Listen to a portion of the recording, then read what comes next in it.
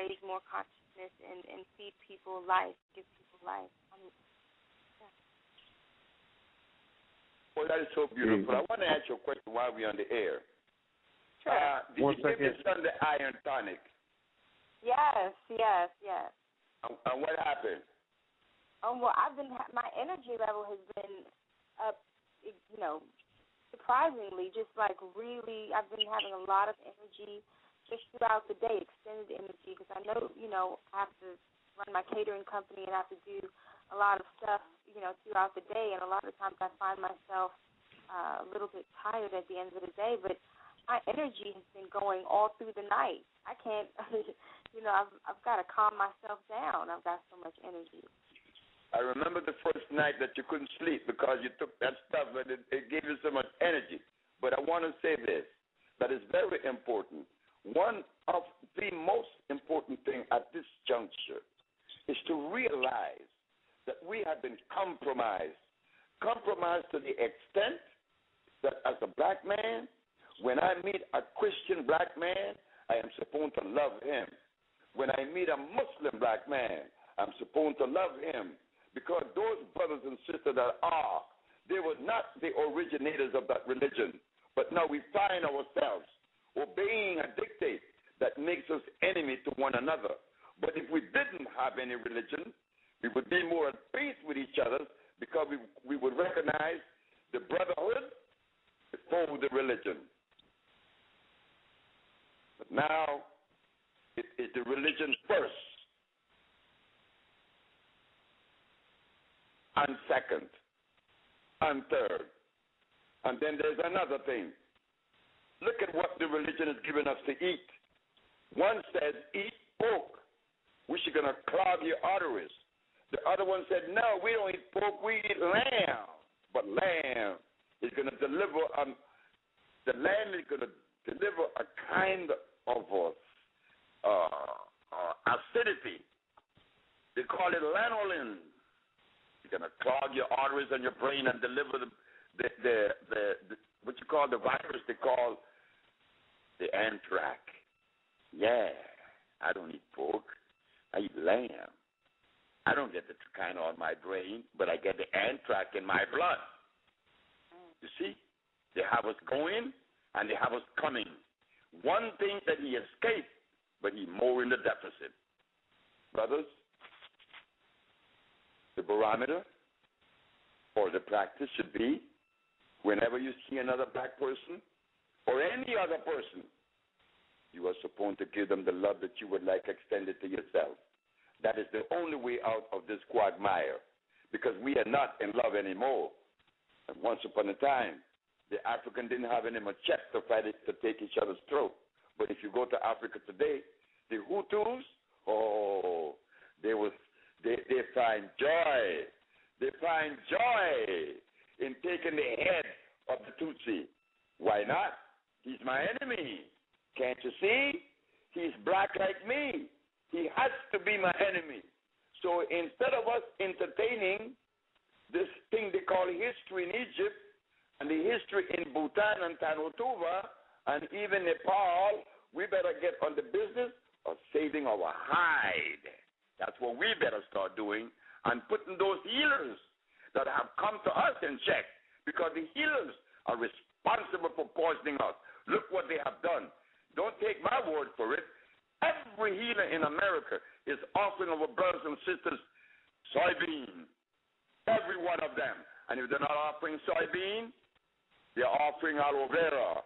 They're offering comfrey. They're offering golden seal. They too are responsible for disseminating information that is disseminating the race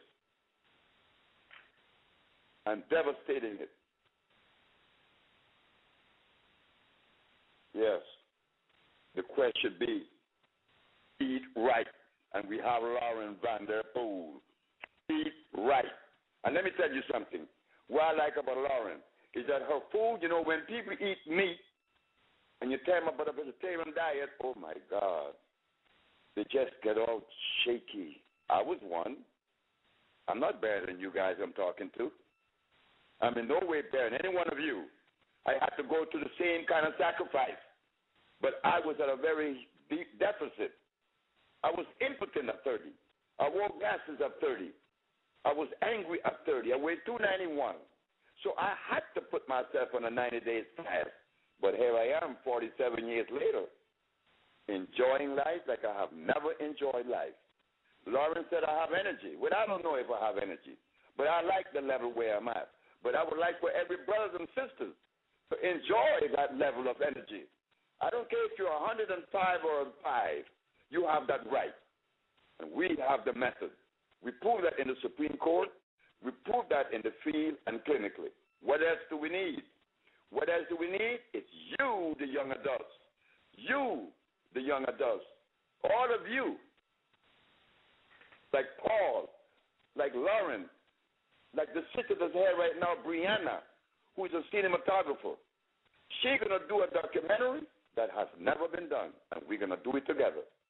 Lauren, well, we're going to put the food together.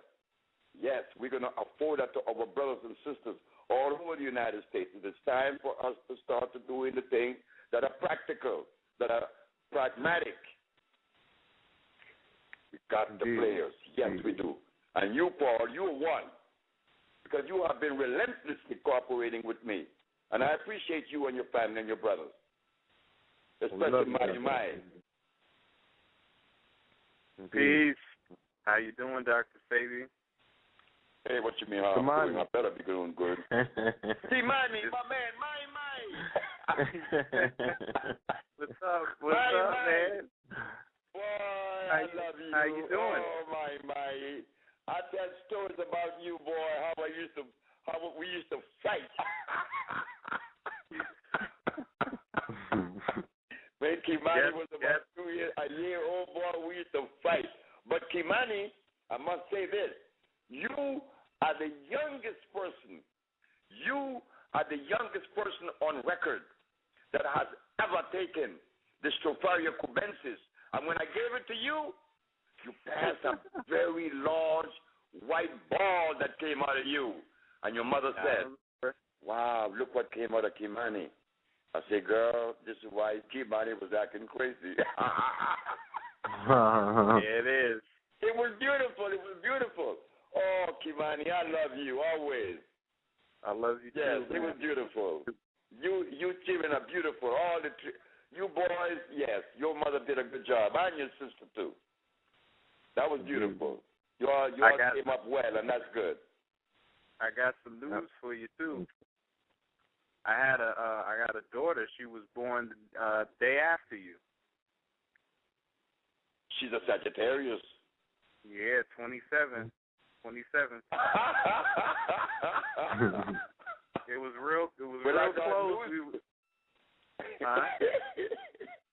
That's beautiful. When I have news for you, I have a girl that was born to me 16 years ago, and I'm going to know her for the first time the 8th of January. Wow. I didn't know I had a daughter 16 years old because the mother hid it. The mother didn't want to tell her mother and her father she was pregnant for me because they were very religious and she was afraid. But now they died in an accident. And now she told the little girl who her daddy were, and that she called me and said, well, now the baby that I had was yours, and you could take DNA. And when my other daughters saw her, they said, oh, my God, she's one of us. I haven't seen her yet. So we both have surprises. Wow. Amazing. But yes, it is about love. It's about love. It's about nothing else but love. Do never afford anything to another human being but love. Don't do it because it's worthless. You understand? Yep. We can't get ahead with that. We used to exhibit love in the jungle, as they call it, the jungle. You see, who named it the jungle? We were peaceful in that environment. It was the environment that God selected for us. And there was a good reason for that. Indeed. You see, in the jungle, we didn't have to learn about protein, enzymes, vitamins. That was unnecessary.